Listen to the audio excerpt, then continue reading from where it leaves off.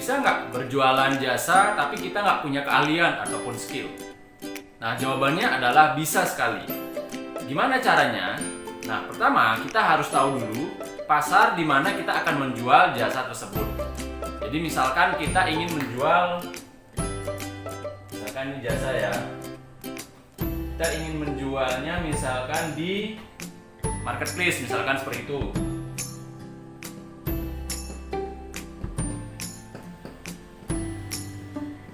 Nah, kita ingin menjual di marketplace. Nah, tentu saja setiap marketplace itu mempunyai pasar dan karakteristik yang berbeda-beda. Jadi misalkan kalau pasarnya di dalam negeri, misalkan kita ingin menjual jasa di website misalkan namanya projects.co.id. Nah, itu adalah tempat di mana kita menaruh ataupun menjual jasa kita di sana.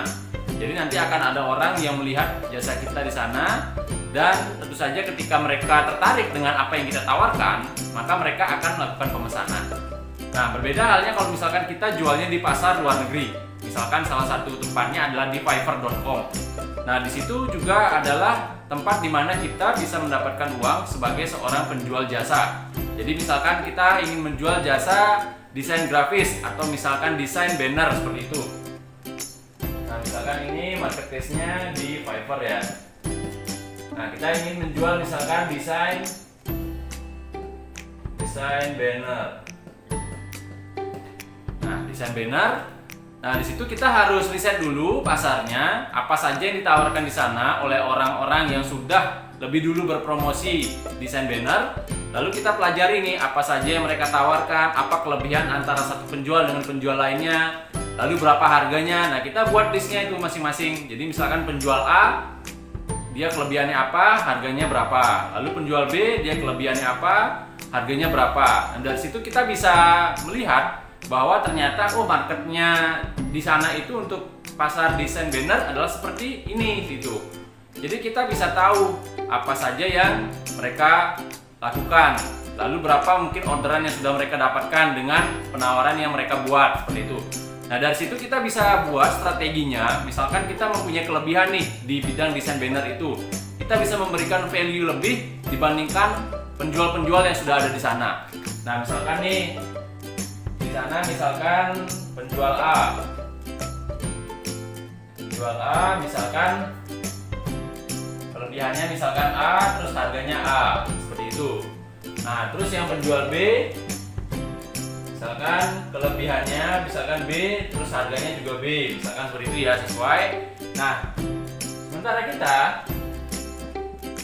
misalkan kita bisa memberikan value yang lebih nih.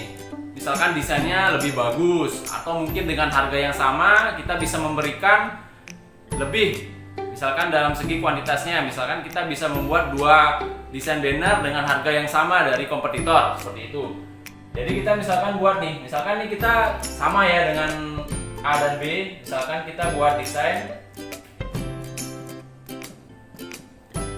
A plus B, ini artinya kelebihan yang ditawarkan oleh A dan juga kelebihan yang ditawarkan oleh B kita gabungkan jadi satu, sehingga menjadi keunikan dari jasa kita.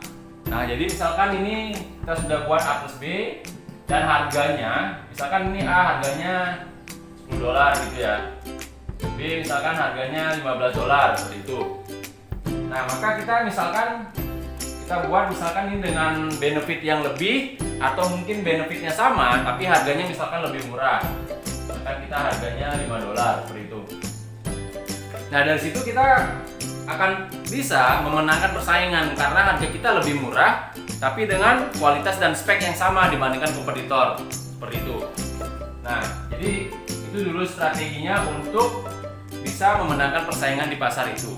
Nah, lalu bagaimana caranya? Kita nggak bisa desain nih, tapi kita pengen berjualan desain banner itu di sana dan bisa mendapatkan profit dari sana.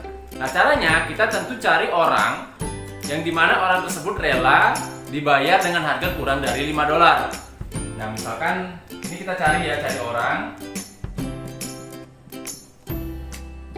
Nah, caranya cari orang itu bisa dengan beberapa cara. Pertama, misalkan kita bisa kontak teman kita ataupun kenalan kita. Terus misalkan kedua, kita bisa cari di forum-forum nih, forum-forum yang berkaitan dengan desain, forum-forum yang berkaitan dengan digital marketing dan lain sebagainya. Nah, lalu kita posting lowongan di sana ataupun mungkin kerjasama seperti itu. Nah, misalkan kita udah posting nih, terus ada orang yang tertarik, nah kita tawarkan nih, kita akan melakukan kerjasama, nanti kamu dibayar sekian dan lain sebagainya. Jadi kita buat perjanjian di awal seperti itu. Jadi kita yang mencari kliennya atau pembelinya, sementara orang itu adalah yang mengerjakan tugasnya seperti itu.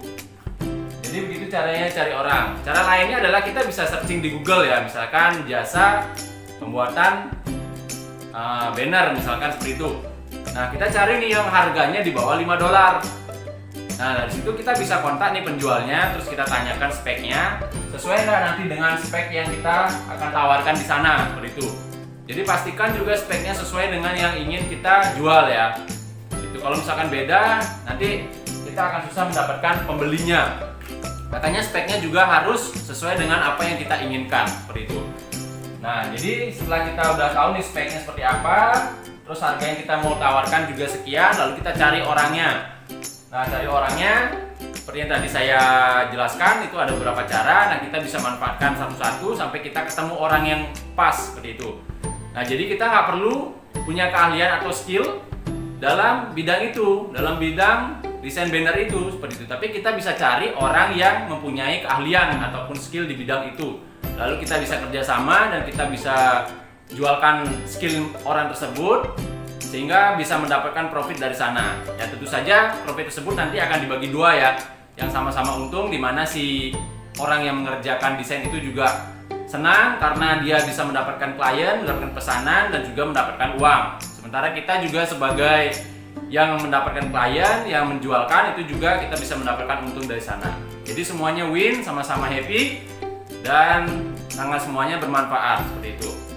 Nah begitulah caranya ya untuk bisa menjual jasa meskipun kita tidak mempunyai keahlian ataupun skill. Nah teman-teman bisa coba praktekkan.